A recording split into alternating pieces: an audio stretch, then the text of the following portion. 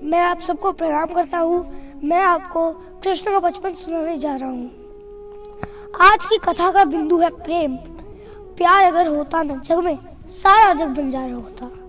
आज प्रेम की कथा कहते हुए मैं प्रेमावतार भगवान श्री कृष्ण की बात करूंगा, जिसकी लीलाओं में प्रेम ही सबसे बड़ा प्रतीक है। बचपन में भगवान अपनी बाल लीलाओं के लिए प्रसिद्ध थे। उनका बचपन ठीक वैसा ही था जैसा किसी ठीक बचपन को होना चाहिए। आनंद में डूबा हुआ, एकदम सरल, खूब चर्चा, प्रेम का पर्याय लगता है ऐसे बचपन को तो सब दुलारते हैं। पूरा ब्रज कृष्ण से मिलने के बहाने ढूंढता था। गोपिकाएं तो माँ यशोदा के पास हर दूसरे दिन शिकायतें लेकर ही इसीलिए जाती थी कि इस बहाने इसकी शिकायत कर रही है, शायद उसके साथ खेलने का, उसे देखने का मौका मिल जाए। शिकायतें लेकर गोपिकाएं पहुंचती तो माँ भी लाड में खूब नाराज होती। कान्हा बहुत देर तक प्रेम से माँ को सफाई देते कि माँ, मैंने तो मक्खन खाया ही नहीं था और कब खाऊंगा। सुबह सुबह तो तूने मुझे गाय लेकर वन भेज दिया था, वहाँ पूरा दिन निकल गया, आने में शाम हो गई। ये गोपिकाएं सब झूठ फैलाती हैं। इतनी ऊंचाई पर माखन रख दी है माँ कि मेरे छोटे छोटे हाथ नहीं पहुँच पाते। ये बताना नहीं चाहते थे कि मैं अपने दोस्तों के कंधों पर चढ़कर मटकी फोड़ देता हूँ। मेरे मुख पर माखन लगा जाती है और आपसे शिकायत करने आ जाती है, और आप इतनी भोली है कि इनकी बातों में आ जाती है। जब इतना छोटा बच्चा इतनी प्रेम से हमारे घरों में सफाई दे तो हम भी उसकी छोटी शैतानी और बदमाशियां समझते हुए भी उसकी वाणी पर सम्मोहित हो जाते हैं। ऐसे ही माँ यशोदा इस बाल गोपाल को गले लगा लेती। गोपिका हंसकर अपने घर चली जाती। इसी मनोहार में, इसी प्यार में और प्रकृति के द्वारा भेजे गए इस उपहार यानी कन्हैया के सत्कार में पूरा एक युग बीता है, जिसे द्वापर कहा जाता है।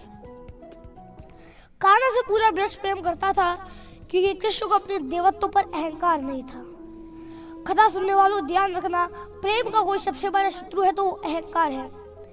एक बार परम सत्ता का साक्षात्कार हो जाए तो अंदर का अहंकार मिट जाता है। जब मैं था तब हरि नहीं, अब हरि है मैं ना है।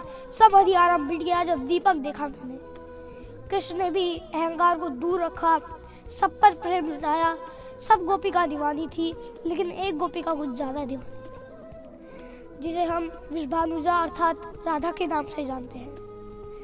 जब कान्हा ब्रज छोड़कर मथुरा चले गए तो गोपिकाएं उनके विरह में पागल हो उठी। वो सारी गोपिकाएं मिलकर स्वयं नंद बाबा के घर पर पहुंची और विश्व के सबसे पहले आमरण अनशन की चेतावनी एक युक्ति के माध्यम से प्रस्तुत की और कहा कि राधिका जी है तो जी है सखी, तथापि है हलाहल नंद के द्वारे। इस स्वाभिमान की नदी के दो पार दो चीज खड़ी हुई है। एक तरफ कर्तव्य है कृष्ण का, जो उन्हें मथुरा का अधिपति बनाकर एक स्वराज की स्थापना करने के लिए प्रेरित करता है, और दूसरी ओर एक पागल पुकार है जो केवल प्रेम और प्रेम जानती है। इसमें मिलना बहुत मुश्किल है। ऐसे समय में कृष्ण के यहाँ पर, कृष्ण के दरबार में एक बड़े ज्ञानी व्यक्ति थे जिनका नाम था उद्धव, परम योगी। उन्होंने कहा कि आप तो विराज व्यक्ति तो हैं, इतनी ज्ञान की बातें करते हैं और आप उन युवतियों के लिए, उसे कन्या के लिए आप परेशान रहते हो। कृष्ण ने कहा कि यार तुम मित्र ज्ञानी तो बहुत ज्यादा हो, मैं तो समझ गया हूँ, लेकिन जो दूल महिलाएं रहती है उनको तुम समझाओ। मैंने उन्हें वापस आने का वचन दिया था, लेकिन यहाँ तो इतने आवश्यक काम है, जा नहीं पा रहा हूँ। आप तो बाहर योगी है, इतना सारा ज्ञान का सरप्लस लेके बैठे हुए हैं, थोड़ा उस पार भी सप्लाई करिए। उद्धव ने उनसे पूछा कि जी बताइए, अब सिखाना है, क्या जानना है। कृष्ण ने कहा जो कुछ मुझे समझाते हो, एक शरीर के लिए, एक व्यक्ति के लिए इतना व्यक्त नहीं होना चाहिए, इतनी आसक्ति नहीं होनी चाहिए। ये जाकर प्रेम में पागल गोपिकाओं को समझाइए। यहाँ से उद्धव के जीवन का सबसे कठिन टास्क प्रारंभ हुआ। ब्रज पहुंचे तो पूरे गांव में हलचल मच गई। कन्हैया के यहाँ से चिट्ठी आई है। सारी गोपिकाओं ने उन्हें घेर लिया और अपने पंजों को रुझक रुझक के देखने लगी। अब सब तरफ से लोग आ गए, सब तरफ से लोग इकट्ठे हो गए, तो उन्होंने संदेश देना शुरू किया। इधर त्रिकुटी में भगवान को देखो, या अंदर सांस भरो फिर बाहर निकालो, आत्मा परमात्मा के भेद बताने लगी। गोपिकाएं परेशान हो गई। वो प्रेम के लिए आई थी, ज्ञान के लिए नहीं आई थी। एक गोपिका ने कहा कि तुम्हारे बारे में बड़ा सुना था, तुम तो महान योगी हो, योग सिखाने आए हो, योग की बातें कर रहे हो।